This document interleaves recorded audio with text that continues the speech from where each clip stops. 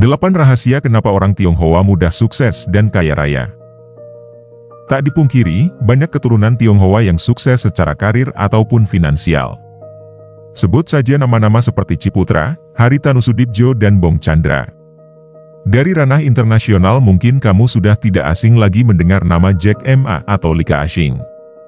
Mungkin banyak dari kita yang bertanya-tanya, kenapa orang Tionghoa bisa kaya-kaya? Apa rahasianya? Berikut penjelasan kenapa orang Tionghoa banyak yang sukses secara karir dan finansial.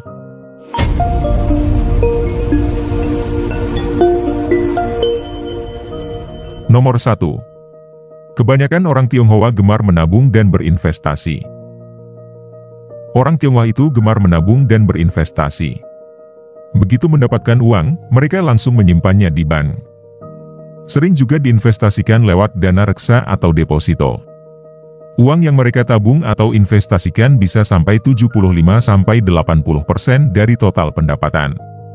Sisanya baru dipakai untuk memenuhi kebutuhan bulanan. Fenomena ini sebagian besar terkait dengan budaya dan nilai-nilai yang ditanamkan dalam masyarakat Tionghoa. Menabung dianggap sebagai tindakan bijaksana untuk mengamankan masa depan dan melindungi diri dari ketidakpastian ekonomi. Selain itu, berinvestasi juga dipandang sebagai cara untuk meningkatkan kekayaan dan memperluas sumber pendapatan. Dengan cara ini, kebanyakan orang Tionghoa memiliki pola pikir yang sangat terstruktur dalam mengelola keuangan mereka.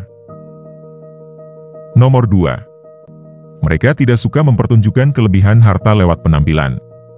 Simak saja bagaimana orang Tionghoa dalam berpakaian. Mereka jarang menggunakan baju mahal atau perhiasan mewah.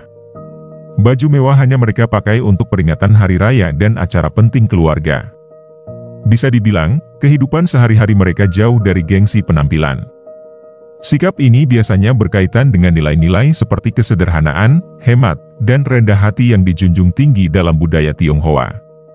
Mereka cenderung menekankan pentingnya kebijaksanaan dalam pengelolaan keuangan daripada memperlihatkan kemewahan secara berlebihan.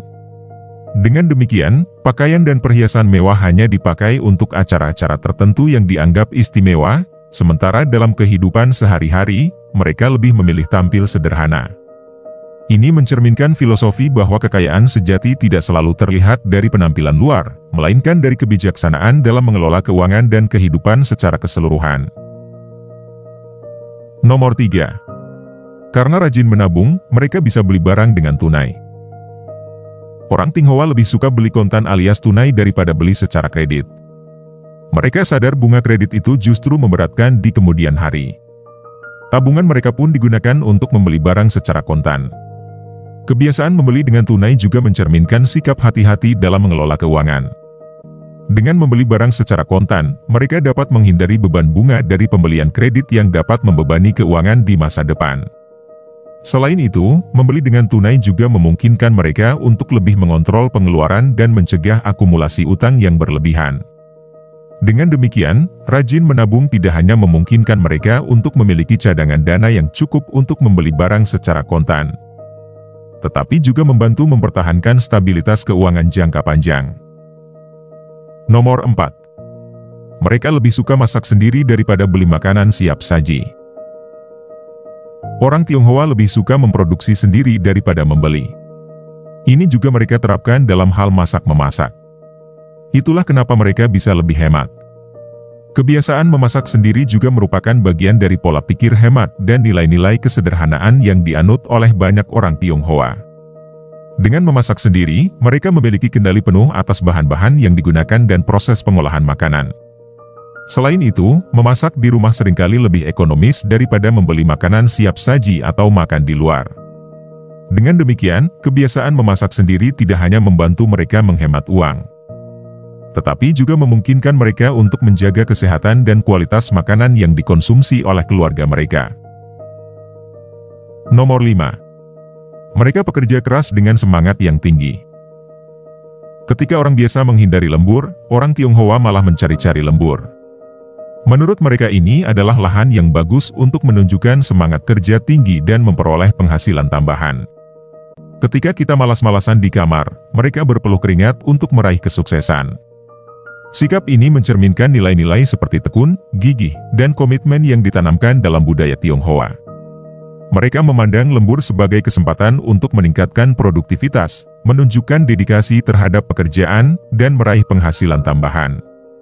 Bagi banyak orang Tionghoa, bekerja keras merupakan kunci utama dalam meraih kesuksesan dan mencapai tujuan hidup mereka.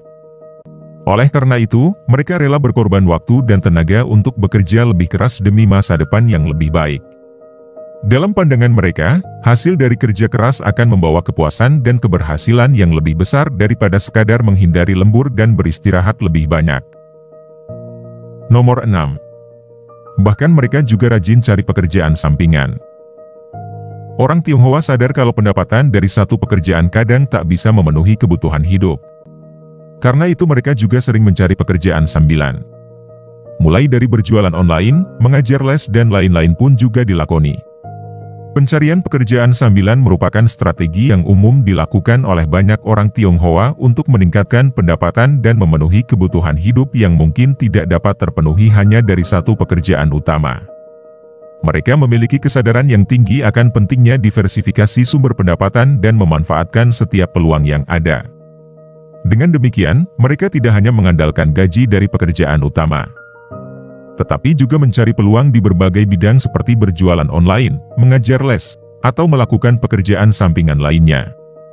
Sikap inilah yang memperlihatkan keuletan dan keberanian dalam menghadapi tantangan ekonomi serta memastikan stabilitas finansial dalam jangka panjang. Nomor 7. Karena etos kerja tinggi, orang Tionghoa lebih banyak disukai oleh para bos. Orang Tionghoa gemar bekerja dan menyelesaikan pekerjaan dengan sempurna. Itulah alasan kenapa mereka dicintai para bos di kantor. Pekerjaan yang diserahkan pada mereka, diselesaikan dengan cepat dan tuntas. Maka jangan heran kalau karirnya juga melonjak cepat. Pekerja keras, konsisten, dan berdedikasi seperti yang ditunjukkan oleh banyak orang Tionghoa seringkali membuat mereka menjadi favorit di tempat kerja. Bos sering menghargai ketekunan dan kemampuan mereka untuk menyelesaikan tugas dengan baik dan tepat waktu. Konsistensi dalam kinerja juga membuat mereka menjadi aset berharga bagi perusahaan, yang pada akhirnya dapat berdampak positif pada kemajuan karir mereka. Karena reputasi ini, orang Tionghoa seringkali mendapatkan kesempatan untuk meningkatkan tanggung jawab dan mendapatkan promosi lebih cepat dibandingkan dengan rekan kerja lainnya. Nomor 8. Mereka mementingkan manfaat dan bukan gengsi semata. Coba kamu datang ke rumah orang Tionghoa yang baru mulai bekerja. Lalu tanyakan barang-barang yang mereka punya. Mereka akan menjawabnya dengan alasan utilitas atau kegunaan barang tersebut. Orang Tionghoa paham bahwa suatu barang lebih penting punya nilai guna daripada gengsi. Pentingnya nilai utilitas atau kegunaan sebuah barang daripada gengsi semata merupakan prinsip yang sangat dipegang oleh banyak orang Tionghoa. Mereka cenderung memilih barang-barang yang dapat memberikan manfaat praktis dalam kehidupan sehari-hari, daripada hanya untuk menunjukkan status atau prestise. Hal ini tercermin dalam cara mereka memilih dan menilai barang-barang di rumah, di mana pertimbangan utama adalah kegunaan dan fungsionalitasnya.